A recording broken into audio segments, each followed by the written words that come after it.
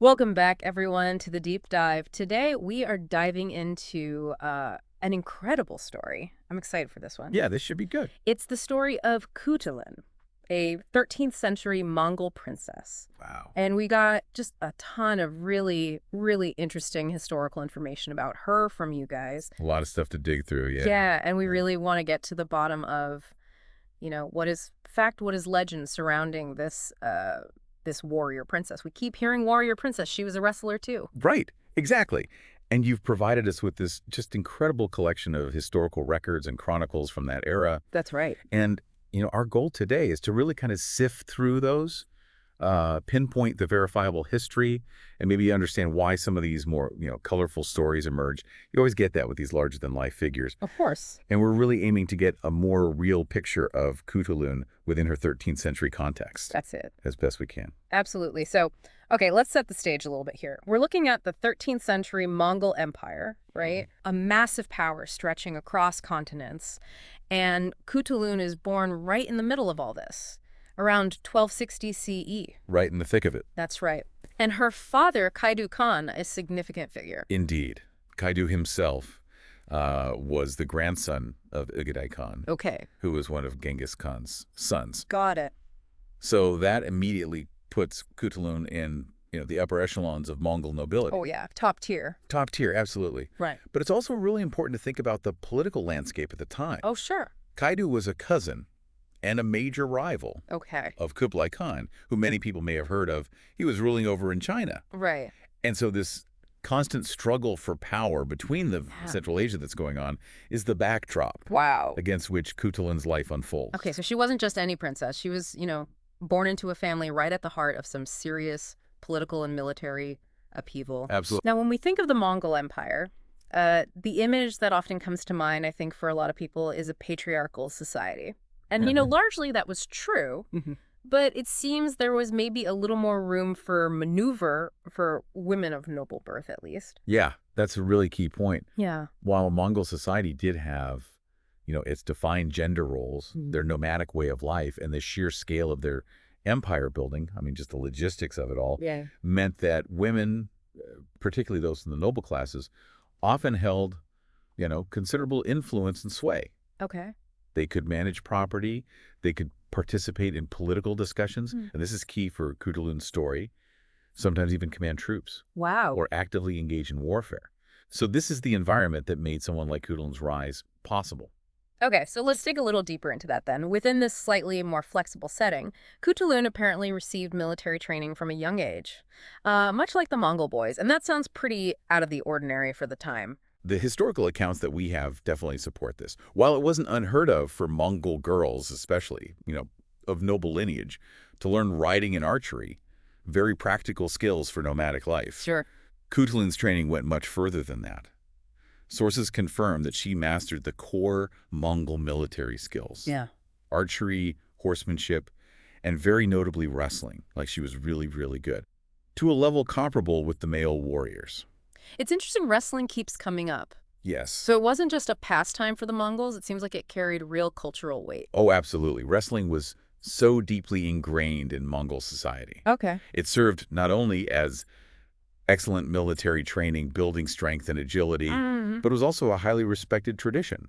Like you said, it wasn't just some pastime. They had these major tournaments held 3 times a year. Wow. These weren't just, minor sporting events.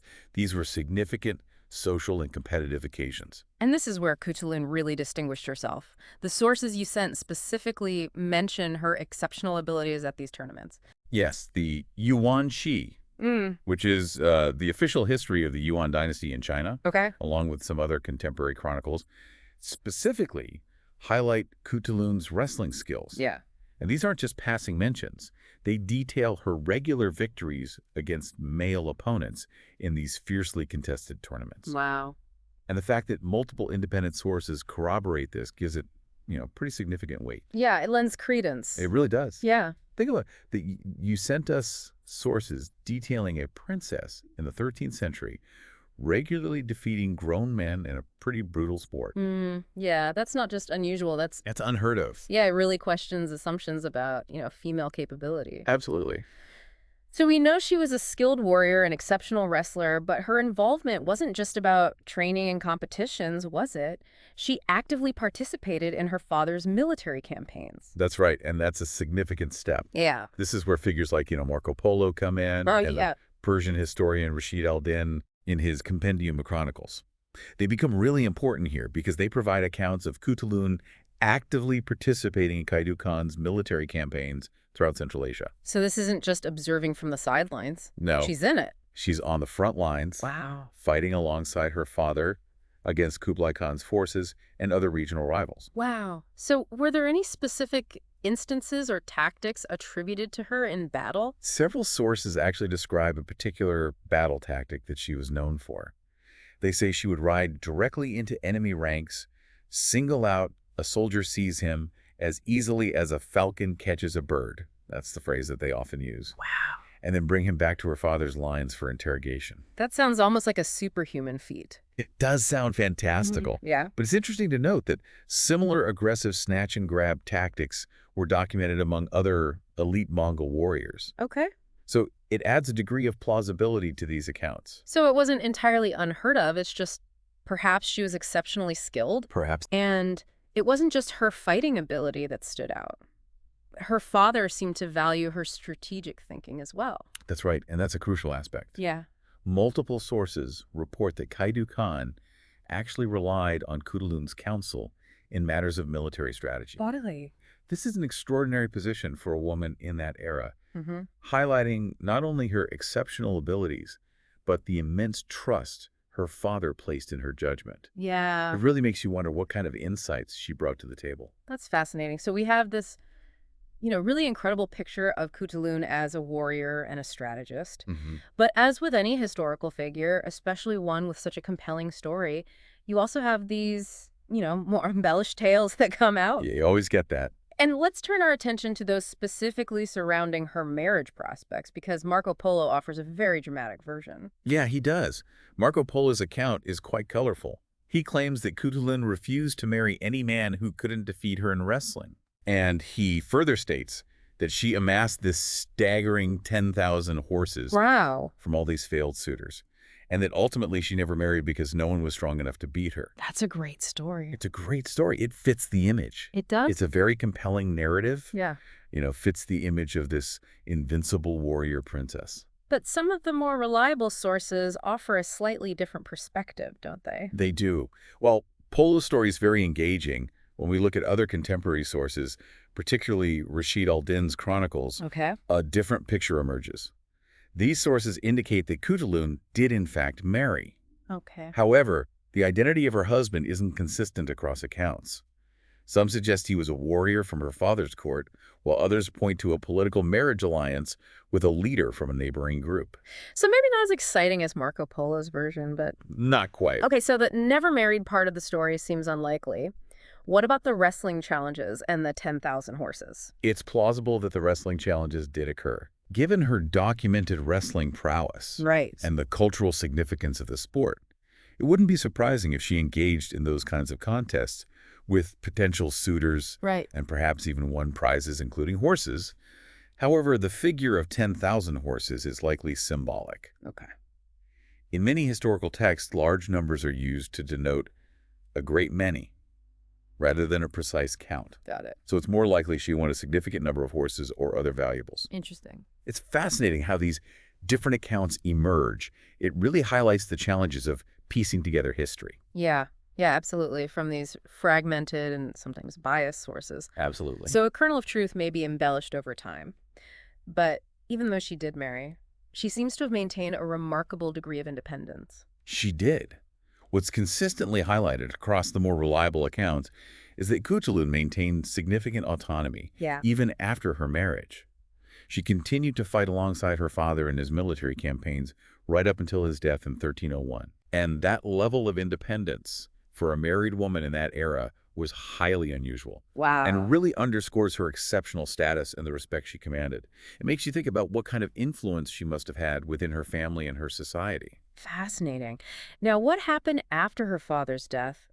The sources become a bit less detailed, I understand. Yeah, that's correct. Right. After Kaidu's death in 1301, The historical record regarding Khutulun becomes less abundant. Okay. We do know that her father reportedly considered her as a potential successor Oh. because of her exceptional abilities and his trust in her judgment. So he was thinking about bucking tradition. He was thinking about it. Wow. However, the deeply ingrained patrilineal traditions of Mongol succession ultimately prevented that from happening. So despite her merits, she wasn't able to take her father's place as Khan. Exactly.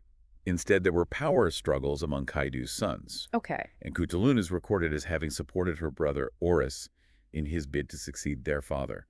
She also continued to serve as a military advisor in the ensuing conflicts, Wow. indicating that her influence and expertise remained valued. So she was still very much involved. Very much so. And what about the end of her life? Most reliable accounts indicate that Khutulun died around 1306. Okay. Still relatively young, probably in her mid-40s. Wow. Unfortunately, the specific circumstances surrounding her death are not well documented in the surviving historical records. That happens. It's not uncommon for figures from that period, Oh. especially when they are not the primary rulers. It leaves a bit of a void in her story. Yeah, you can't help but wonder what else she might have accomplished. It's fascinating to think about. Yeah, but it's interesting to note how many different cultural records her story appears in. It is. You mentioned Mongol, Chinese, Persian, and even European accounts. Yes. That really speaks volumes about her impact. It does. The fact that Khutulun is mentioned in these independent sources from such diverse cultures Yeah. really underscores her historical significance and the widespread knowledge of her achievements. Her reputation clearly transcended geographical and cultural boundaries, confirming that she wasn't just a local legend, Right.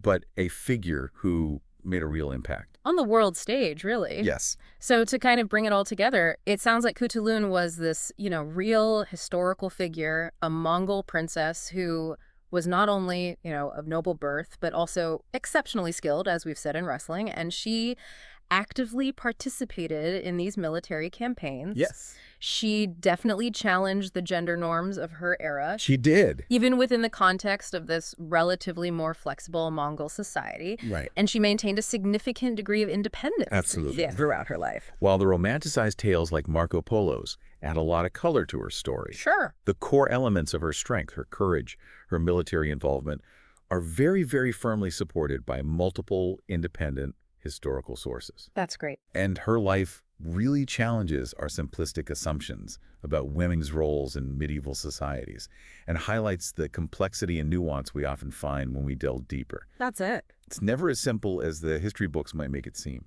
And her story continues to resonate today, I understand. She's still a very important cultural figure in Mongolia and an inspiration for many female wrestlers. Yes. Her story connects those rich traditions of the past with contemporary movements for female empowerment. And the image of a powerful female wrestler from centuries ago serves as a potent symbol of strength and the breaking of barriers. Absolutely. This deep dive into Khutulun's life really makes you wonder how many other historical figures might have been similarly underrepresented It does. or had their stories romanticized, in ways that kind of obscure the truth. Right. And it makes you think about what it takes to uncover these authentic experiences. That's a crucial point. What are the biases? What are we missing? The story of Khutulun reminds us of the importance of examining multiple perspectives and questioning our assumptions when we look at history. Absolutely. There are countless stories waiting to be rediscovered and reevaluated, and each one can offer a new lens through which to understand the past and perhaps even the present. Well, thank you for this deep dive. I feel like I learned a lot, and I know our listeners did too. It's been a pleasure. Until next time. See you then.